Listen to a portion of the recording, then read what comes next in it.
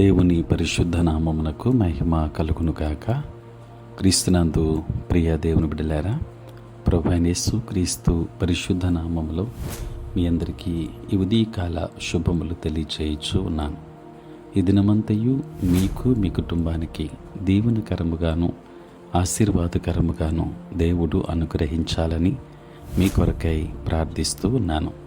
నేటి దినం కొరకు ఏర్పాటు చేయబడిన దేవుని వాక్యము సామెతల గ్రంథం 14వ అధ్యాయం 26వ వచనం.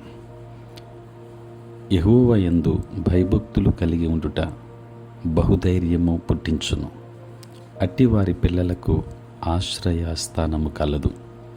ప్రియులరా, నేటి దినము కొరకు ఏర్పాటు చేయబడిన ధ్యానాంశము దేవుడే ధైర్యము. ప్రియులరా, యెహోవా యందు భయభక్తులు గలవారు నిశ్చింతగా ఉండగలరు. ఎందుచేతనంటే దేవుని కాపుదలలో వారు ఉంటారు అనేది వారి ధైర్యం. ప్రియులరా, ఈ లోక సంబంధమైన ధనం, అంతస్తు, హోదా, పేరు, ప్రఖ్యాతలు మనకు ధైర్యాన్ని ఇవ్వలేవు.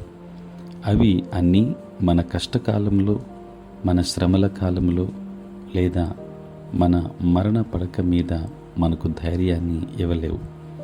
మనము ఆశ్రయించిన దేవుడే మనకు బహుధైర్యాన్ని పుట్టిస్తాడు. భక్తుడైన యోబు యెహోవా యందు భయభక్తులు గలవాడు. ఎన్ని శ్రమలైనా తాను అంత ధైర్యముగా బ్రతకగలిగేది దేవుని యందలి భయభక్తుల వలనని. అట్టివారి పిల్లలకు అనగా ఆయన యందు భయభక్తులు గల వారి పిల్లలకు ఆశ్రయస్థానము కలదు. అంటే దేవుడే వారికి ఆశ్రయం. బిడ్డలను దేవుని యందలి భయభక్తులలో పెంచుటయే వారికిచ్చే ఐశ్వర్యం.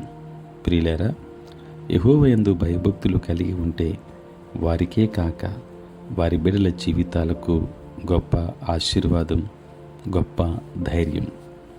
దేవుని బిడ్డలారా, యెహోవా యందు భయభక్తులు కలిగిన వారి పిల్లలు దేవుని నిత్య కాపుదలలో ఉండగలరు.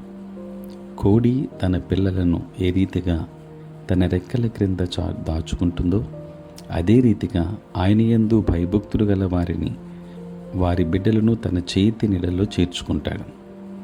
దేవుని సంరక్షణ ఇలాంటిది.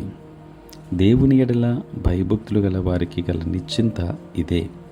ఎందుచేతనంటే దేవుడే తన బిడ్డలను సంరక్షిస్తాడు అనే గొప్ప నిరీక్షణ, విశ్వాసము. చిన్ననాటి నుండి బిడ్డలను దేవునిడల భయభక్తులలో పెంచటం, దేవుని పట్ల సంపూర్ణ విశ్వాసం కలిగేలా వారిని ప్రోత్సహించటం ద్వారా వారు గొప్ప ఆశీర్వాదాల వైపు నడిపించబడగలరు. దేవుని వాక్యాన్ని వింటున్న దేవుని బిడ్డలారా, నీవు భయభక్తులతో జీవించు, నీ బిడ్డలను అట్టి రీతిగా పెంచు. అప్పుడు నీవు, నీ కుటుంబం అంతా ఆశీర్వదింపబడుతుంది. దేవుని ధైర్యంతో ముందు కొనసాగుతుంది. దైవాశీర్వాదములు ఎల్లప్పుడూ మీకు తోడై ఉండును గాక. ఆమేన్. ప్రార్థన. పరిశుద్ధుడైన తండ్రి, ప్రేమ కలిగిన ప్రభువా, మీ పరిశుద్ధ నామమునకై వందనాలు, స్తుతులు, స్తోత్రాలు చెల్లిస్తున్నాము నాయన. రాత్రంతయు కాపాడి సంరక్షించి సుఖనిద్రను దయచేసి మా జీవితంలో మరి యొక్క నూతన దినాన్ని మేము చూడగలిగే భాగ్యాన్ని మీరు మాకు అనుగ్రహించినందులకే స్తోత్రాలు. ప్రభువా, ఈ దినమంతా కూడా మీ సన్నిధి మాతో ఉంచండి. మీ ప్రసన్నత మాకు అనుగ్రహించండి. మా ప్రతి బలహీనత నుండి విడుదలనివ్వండి. మా పనులలో, ప్రయాణములలో, పరిచర్య అంతటిలో తోడై ఉండండి. బలహీనులైన బిడ్డలను బలపరిచి ఆరోగ్యవంతులుగా చేయండి. నాయన, నీకే వందనాలు తండ్రి.